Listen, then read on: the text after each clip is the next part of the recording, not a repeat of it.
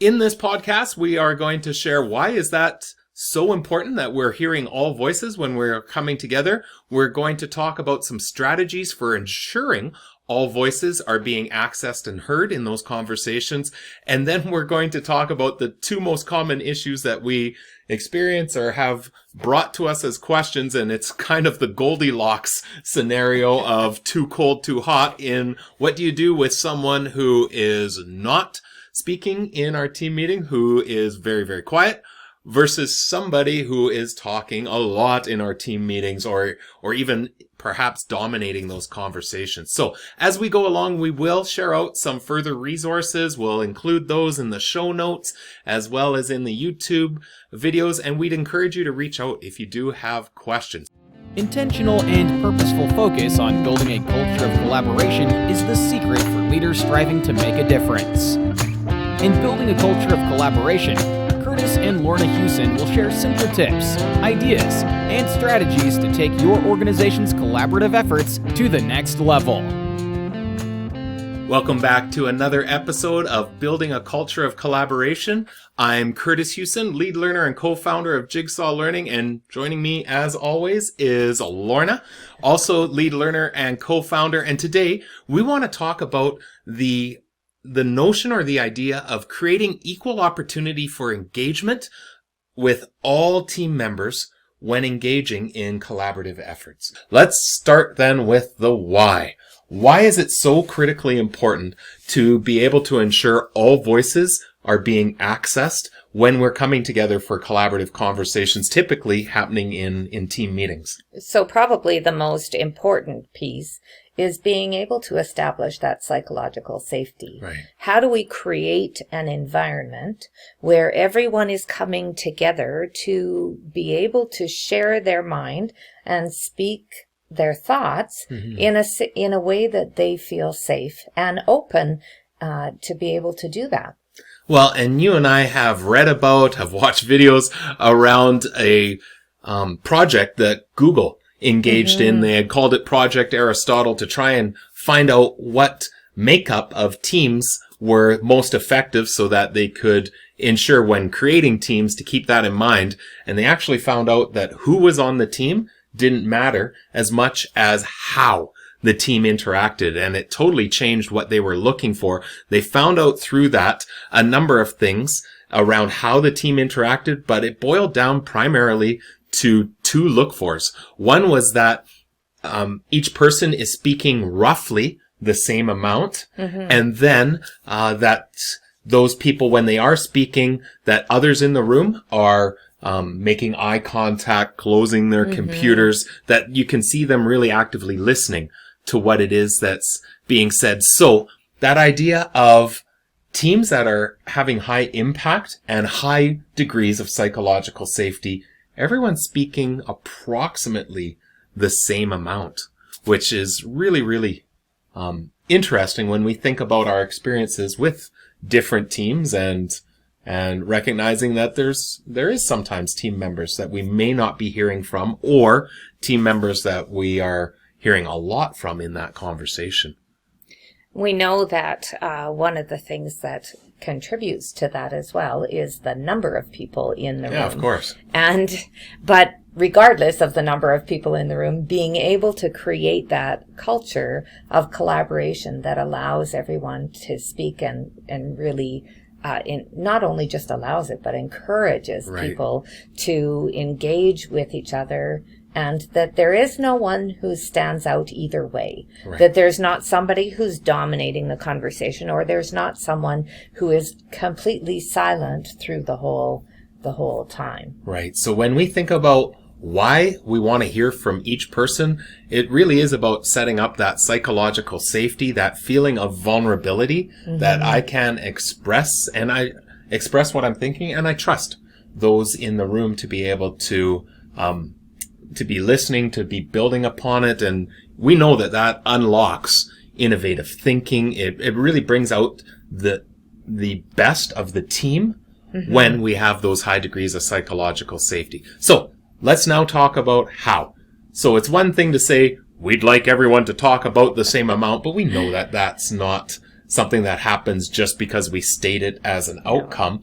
How do we go about ensuring that we're getting equal opportunity for voice? What are some of the strategies? So there's a number of structures actually that we can embed in our meetings that really help to ensure that we're creating that psychological safety. And like you said, this psychological safety doesn't just happen because you bring a number of people together in a room. Right. So one of the first things that you can do is to establish norms, and that establishing those norms with the group is can help us to identify what each person in the room needs. And we encourage teams to create norms in a way that represents both their individual reflections on what they need, while bringing those together and identifying what are the commonalities that we have from team member to team member,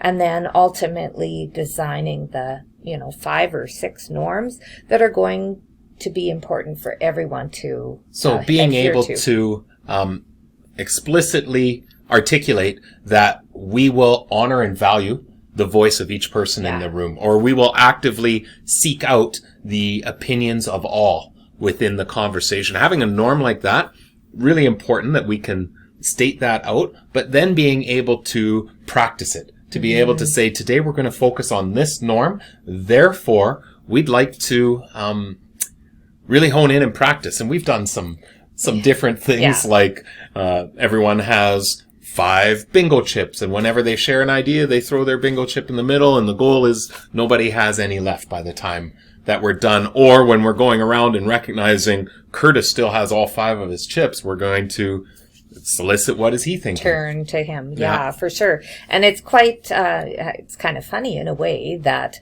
that idea of psychological safety, which is a really empowering idea, can be facilitated by something simple like developing norms and using bingo chips to help play out those norms in your meeting as well. So we'll include in the notes a blog posting that talks about how to go about creating those norms, how to refine and then continually practice them. In fact, we've even got a little video within that shows a facilitator putting some different strategies in place to practice. Okay, so we know norms are important. I would also suggest when we can create roles in our team meeting and being very, very explicit about maybe for someone who's not often sharing out their voice, we give them a role that brings them into the meeting, provides responsibility, and it could be something as simple as that person is our timekeeper and is voicing in when it's time to move on. Again, just when we provide those roles, that can help bring out the voice for all. Well, and just being sure that everyone around the room understands what those roles are. Correct. And how they're expected to function in the greater whole. And so we have lots of teams who actually create tent cards in their meeting where they've identified the role, and then on the back identify what the purpose or what your task is within that role, which is really helpful too. And when we can create high-functioning teams, we know that we can be moving those roles around for different people to take on different responsibilities. So again, we'll share out a resource that talks a little bit about the norms. So we also know that when a facilitator, and we've talked before about stop having people chair your team meetings, have them facilitate as well. A facilitator is different than chairing. Chairing is we're just walking through the agenda. When we're facilitating, this person is explicitly looking to bring people in. When I'm facilitating a meeting, sometimes I'll often have team members' names just written on a piece of paper in front of me, and I'm even just keeping quick tallies of who have we heard from within it. As a facilitator, if I'm purposefully trying to bring in different voices, that makes a huge, huge difference. Yeah, and that role of facilitator, that person is continually surveying the room and thinking about the feel the room and what's going on through that conversation, and really bringing people in when they need to be brought in because you haven't heard from them for a while, or holding others accountable for taking turns. Absolutely. So we actually have a free on-demand webinar that we'll link in as well. Got a lot of resources this time. That talks about 10 considerations that transform your team meeting. We have all felt like this before when engaging in team meetings, feeling like our time is not being maximized or that this could have just been an email. As a leader, how can we ensure this is not the reality for everyone in the room? Rather than just simply coming together into a shared space, we really need to ensure that whenever we are engaging as a team in meetings, that the time is being utilized to its utmost and that we are truly seeing impact as a result of our conversations. My name is Kurtis Hewson, lead learner and co-founder of Jigsaw Learning. In this free on-demand webinar, I'm going to be sharing with you 5 planning considerations and then 5 facilitation considerations that you can put into place as a leader to take your team meetings to the next level. Access this webinar, and in addition to these 10 considerations, numerous free resources will be shared that you can begin using immediately. I can't wait to have you join me to learn how we can ensure that team meetings are having their optimal impact. One further strategy is, we've talked about this previously. Yeah. In fact, we'll link a past podcast where we've talked about why a clear, intentional agenda matters. And it matters as far as bringing out everyone's voice as well. If I know what is happening in this meeting, if I know the sequencing of conversations and I have that in advance, I can be mentally preparing so that I'm not caught off guard within that conversation, where it does become now more effective for a facilitator to be able to say, Lorna, what are you thinking? Because you've had a chance to know what are the topics of conversation that we're going to be exploring. Well, and having that clearly articulated agenda that people have ahead of the meeting, not at the beginning of the meeting, Right. but prior to the meeting starting, maybe even a couple days before, really allows it allows a safety for people in understanding what's going to happen, what are the topics that we're focusing on, and for each individual to be able to prepare themselves for that conversation is super helpful in creating that environment. And of course, we know some team members that can react right on the spot as conversations that are going. Some need time to mentally prepare. Everyone is different in that. Yeah. So if I know what's on the agenda and I can be prepping some thoughts or ideas ahead of time, then that helps tremendously. So let's jump into what we forecasted at the start of how do we deal with team members who are either not often or confidently contributing, or vice versa. Yeah. Let's start with the team member that will not on their own put forth their ideas or thoughts. How do we bring in the quiet team member who may be highly engaged mentally, but absolutely. How do we bring in that verbal engagement across the team? And you want to make sure that you're not making assumptions about No, either of of course those not. people, and understanding that they process things in different ways. 100%. And so one of the things that we can do for people who are quiet and reflective, to actually give them think time during the meeting. So if a question is proposed, or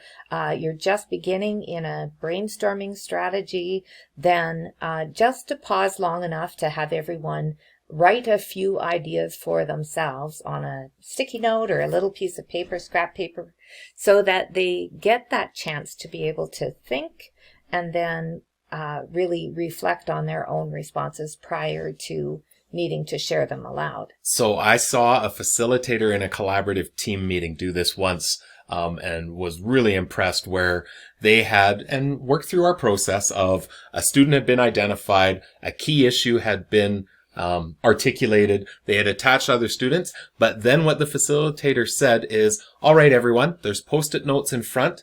I'd encourage you, write down what are some possible strategies that you can think of that we could try in our classrooms in relation to that key issue. So doing what we've talked about of have the chance to brainstorm, but he explicitly had the team do it quietly on their own on Post-it notes, so that when it came to, so Lorna, what's something that you're thinking of, everyone could be accessed or brought in. I thought that was a genius way to do exactly what you said around that think time. And for some people, that's way easier to respond publicly in the group if they've got that little piece of paper in front of them too.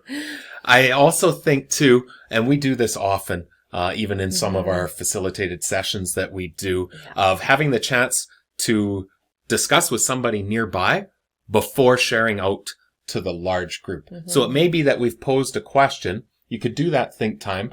I mean, this is could be as simple as a think, pair, share strategy where there's some think time, then talk to somebody nearby and then share. But I've often, as a facilitator, when I'm bringing in that person who may not normally be sharing out their thoughts or ideas, I'll be able to say, what's one thing you were thinking or you heard in your conversation, so that anyone in the room can be able to share out their thoughts because they've had a little pre-conversation to test out some ideas prior to that. And again, it's far less intimidating for those quiet people to share and drop their ideas past someone else, but just one other person before we begin sharing it with a bigger group. And of course, what you said before around getting that agenda a few days in advance, just that mental preparation can help those who might be a little quieter within our team. So let's flip to the other side. And we've often been in team meetings. I've been guilty of it myself frequently, of having one person's voice dominating or a couple people's voice dominating. How do we attend to that situation? So we already kind of shared an idea around using bingo chips to be able to throw into the middle of the table as we're working. But thinking about going back to those norms, if one of our norms is around being able to share equally around the group, then that really helps in a very practical and not unassuming way to give people those bingo chips to say, each time you share a strategy or an idea, you throw a chip in.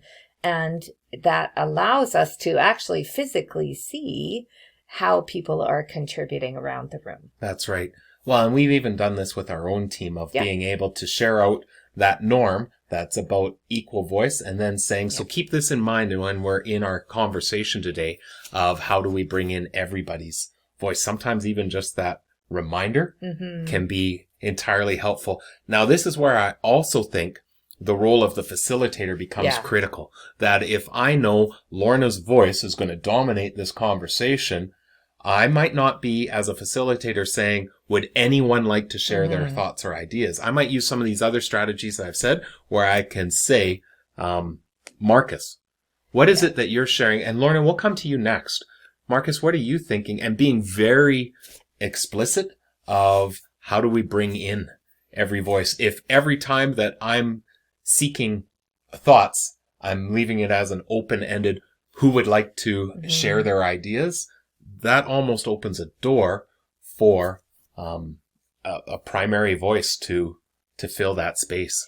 Well, and this goes back to, again, the person who is facilitating the meeting and really being thoughtful about how things function in that room. Understanding that it's not just about, quieting someone or bringing a voice up from someone else, but it's about creating safety for everyone in that 100%. Facilitation. So the facilitator becomes really important in understanding what's happening during those meetings. Well, and we had talked as well about the use of roles, and this can also be a way that we can help assist this particular problem that may be surfacing in your team meeting of giving the person who is sharing out their thoughts and ideas frequently more often than others within the room, giving them a specific role to be able to focus on so that they do have a responsibility, but that we're trying to bring in everybody's voice into the team. And we've done this even within different situations too, where we'll set timers to be able to yeah, say, for sure. you're going to have a chance to share, but we're going to set it to 1 minute because we want to hear everybody's voices, or to 30 seconds, or whatever that looks like. And even for that talkative person, the strategy that we shared before about sharing with a partner can also alleviate that need or support that need for a talkative person to talk it out with one person rather than dominating the conversation forward. So we hope that this has given you some thoughts and ideas around your own teams and how do we get the voice of all. We know it's critically important to establishing psychological safety when building out that culture of collaboration, but we hope that we've given you some thoughts or ideas to help continue to build upon that culture of collaboration that we know is critically important for innovation and team success. We'd love for you to share out your ideas. What are some thoughts? Put it right into the comments or email us. Our contact information is there in the show notes and YouTube description. We'd love to hear some ways that you go about ensuring equal voice within your own teams.